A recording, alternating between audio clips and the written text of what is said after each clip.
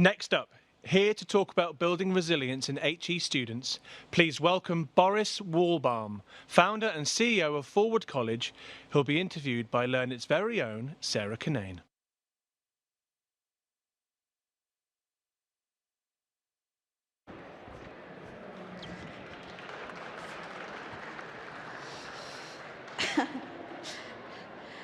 Everything about Learnit is disruptive, and that appears to include the cushions.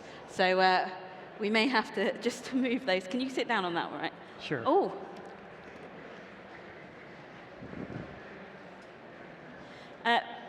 Boris, hello, welcome. Thank you. We're going to be talking about resilience, more specifically, but for those of you who may not have come across your work before, could you tell us a bit about Forward College, which you founded, and the principles under which it operates? Yeah. Well, first of all, talking about resilience after Ukrainian is a bit audacious, and I'm not sure I qualify as much as he does. Meanwhile, I will talk about it. I discovered resilience through my work as a social entrepreneur, working in the field of equal opportunity in France. We support approximately 200,000 students per year. And through this work, I met these high achievers coming from underprivileged backgrounds, and I was fascinated by their resilience. And I realized that, this came with a cost. I mean, through many challenges they had been through in life, but they were highly equipped to succeed in life. And that's why you have so many of them reaching top positions in the world today. But how can you produce an education system that somehow nurtures the same kind of resilience that allows you not only to bounce back after a setback, but make your own experience, learn from failure? And that's why I founded Forward College, which is really about how you design higher education program around resilience development. And your interest in resilience, can you tell us a bit about where that came from? Sorry, there is a lot of echo. That's all right. Your interest in resilience, where did that start? Yeah, first, I think resilience is, we first need to remember that resilience is multidimensional. I mean, it's cognitive. When you have difficulties learning things, you need to develop this resilience. We all have been through difficult moments at school or at university, but it's also social. You don't always have a sense of belonging within the community you are involved in. It's emotional, especially when you are away from your home. And it's also very practical because you need to organize your time under pressure. You need to manage your resources. And all this is interconnected. These are not different aspects. I mean, the whole thing comes together. And as Heckman and further research has shown, these skills, social, emotional, are the foundations for academic success, and not only for happiness. And it's interesting that you say that, because quite often when we say resilience, it brings up a very specific image of a mental health issue, but you take it beyond that, don't you? Yeah, I think going above, the question of mental health, I mean, it's a little bit like physical health. I mean, we used to talk about physical health when illness was at stake. But now we know that our physical health is a capital, is a potential. And we nurture it through sports, we develop it through sports, through physical activity. We should do the same with mental health. Mental health is not only an issue of mental illnesses, it is also how you develop your mental health in these different aspects of cognition, emotions, management, social behavior, and also dealing with practicalities. So it's really about how do you make experience and how you develop your capital to succeed in life. Educators have a lot of demands on their time and a lot of people telling them that things are important or vital to include in a curriculum. Why should resilience be included within a curriculum? If resilience should be in the curriculum and at the core of it, right? Yeah. What universities do is they test you through for your cognitive dimension, for your cognitive aspect of resilience. So you need to have this cognitive resilience. But actually what they do is they also put you at test for emotional resilience because you are away from your home, but they don't support you in this. So they put you at risk, but they don't give you the support until you really run into a big problem of mental health.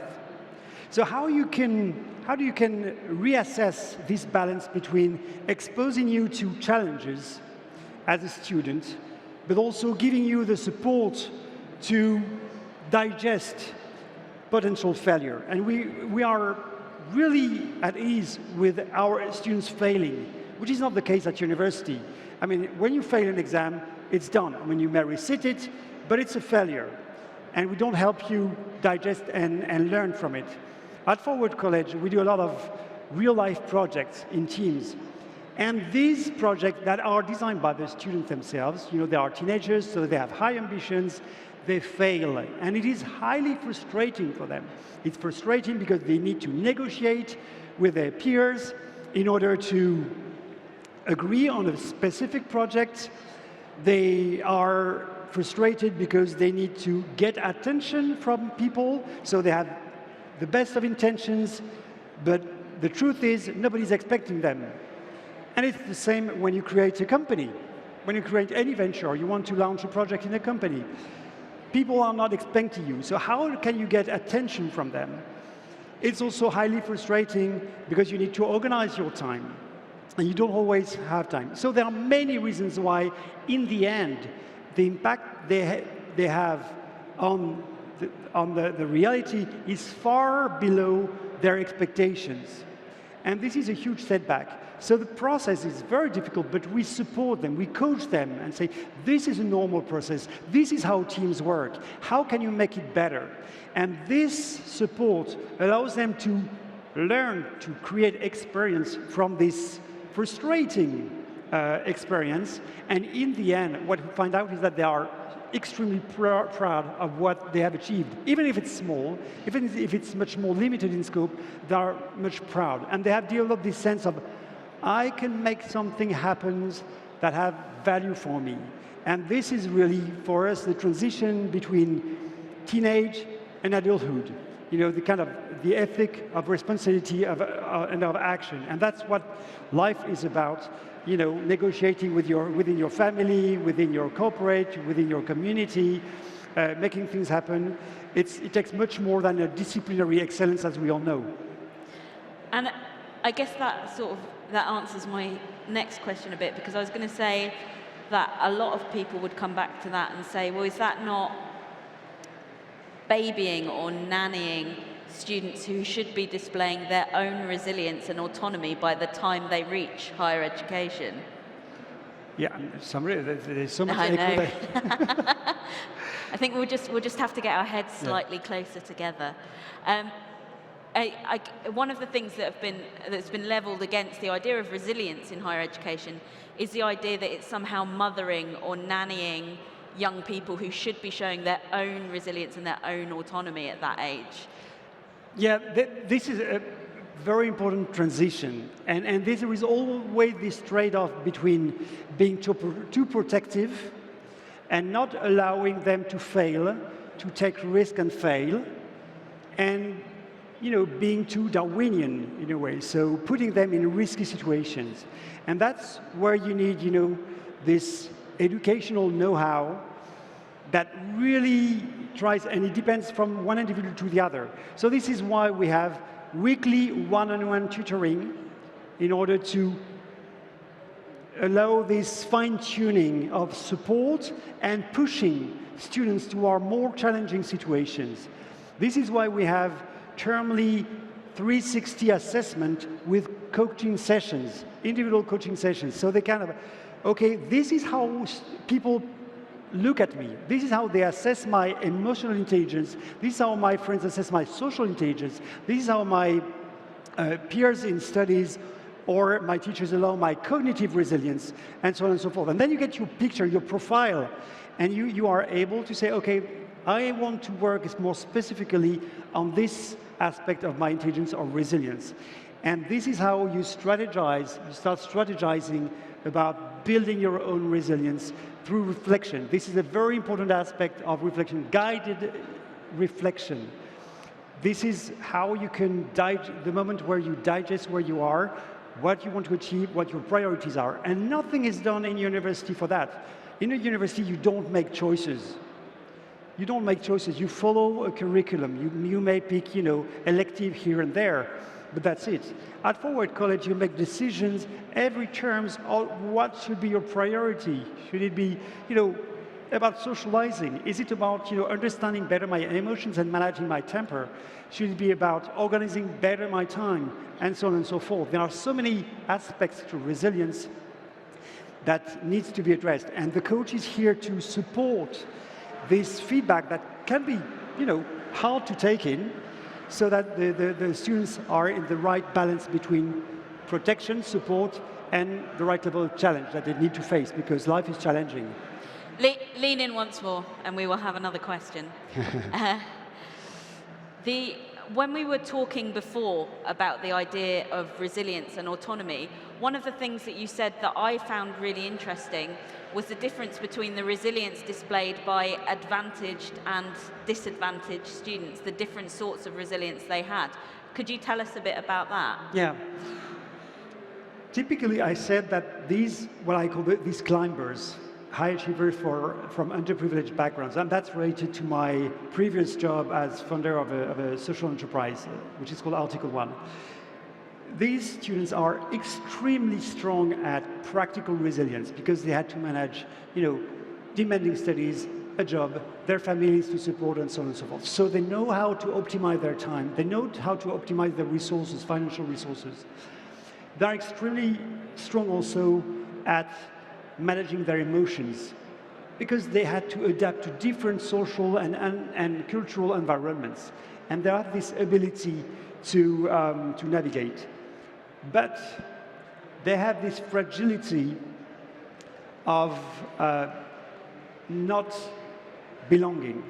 They have this sense, and it, throughout their life, it doesn't end. They have this sense that they don't belong. They don't, and sometimes they are not legitimate to be where they are. And this is a very strong fragility that they have to deal with.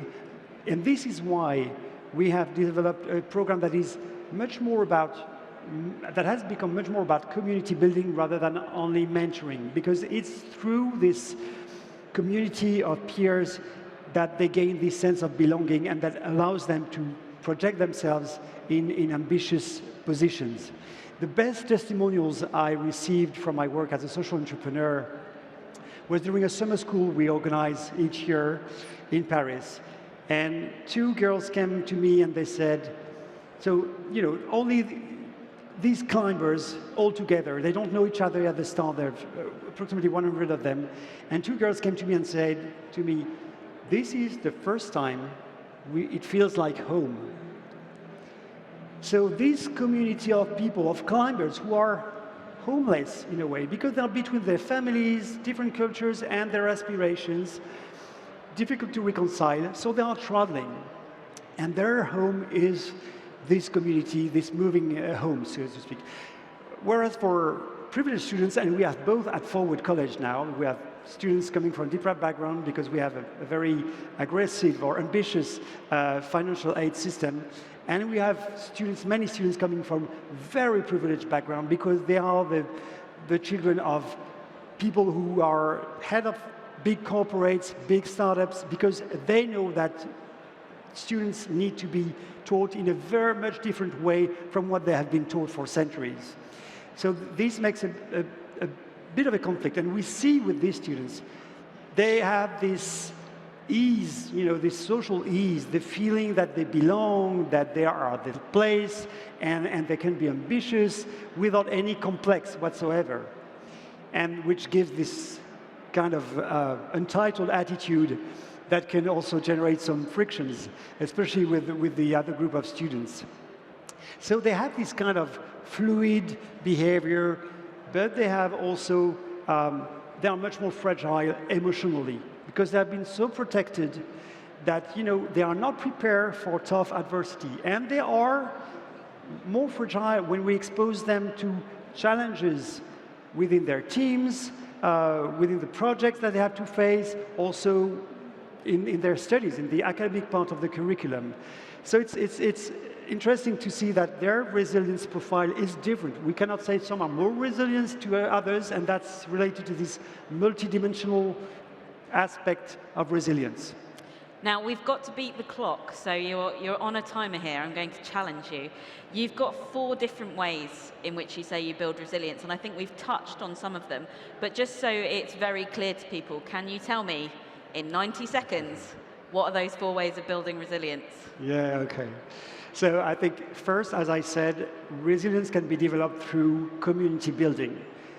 We need to spend much more resources on creating these bonds among the student body. And we spend 2 weeks doing just that, setting the culture right, setting the relationships among the students right, how they communicate to each other, how they support each other. If you have students who are able to help each other, this is just half of the job is already done.